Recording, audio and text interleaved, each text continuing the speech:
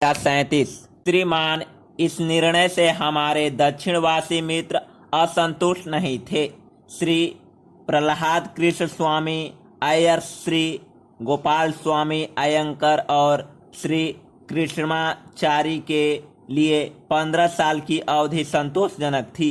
अगर संविधान की व्यवस्था से कोई असंतुष्ट थे तो अहिंदी भाषी असंतुष्ट नहीं थे, बल्कि राजर्षि पुरुषोत्तम दास टंडन असंतुष्ट थे, जो अंतर्राष्ट्रीय अंक नहीं चाहते थे, या मौलाना आज़ाद असंतुष्ट थे, जो हिंदी नहीं हिंदुस्तानी चाहते थे। लेकिन अहिंदी भाषा भाषी या दक्षिण भाषा भाषी असंतुष्ट नहीं थे।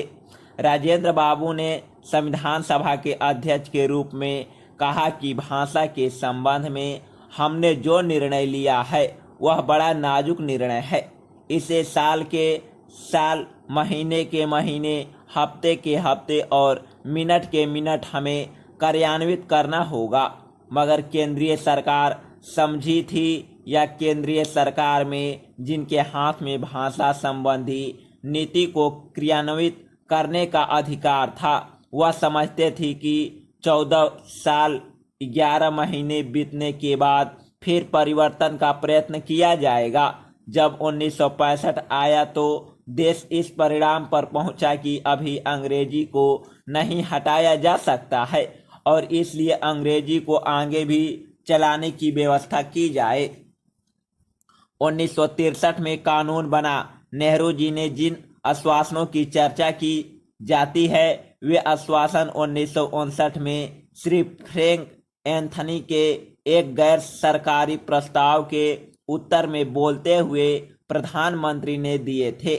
मैं उन आश्वासनों को आपके सामने रखना चाहता हूं, क्योंकि उन आश्वासनों की बड़ी चर्चा हो रही है, लेकिन सचमुच में वे आश्वासन क्या थे इसको भी समझने का समय आ गया है। आश्वासन यह था कि हिंदी के साथ अंग्रेजी बोले।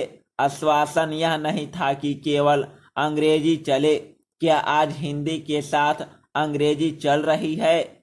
आज अंग्रेजी चल रही है, हिंदी नहीं चल रही है। इस विधेयक के बाद हिंदी और भी नहीं चलेगी।